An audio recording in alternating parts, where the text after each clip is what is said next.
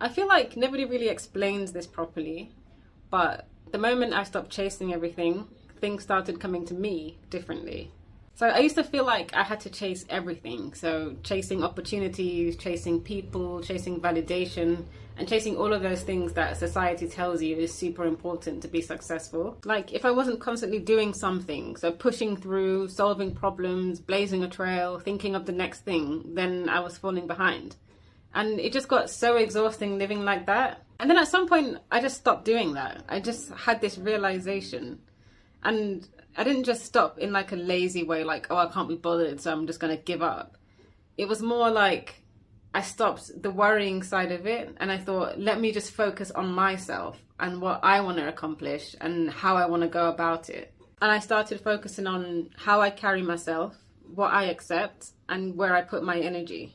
And I think that's what people mean when they talk about feminine energy. It's not about doing nothing. It's about not forcing everything. It's about knowing your value and moving in accordance with that.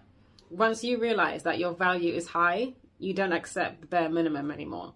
And that's in every aspect, from relationships to work, career, passions. You do everything a bit differently with a different energy. So it's not always even a conscious choice to behave differently. Your energy just makes you behave differently because you're on a higher plane than you were before. And it's so weird because when you stop chasing, you realize that people come to you differently, and opportunities that come to you, they feel more aligned with where you are. You don't feel like you have to prove yourself and force yourself to fit into the opportunity. The opportunity is already crafted for you.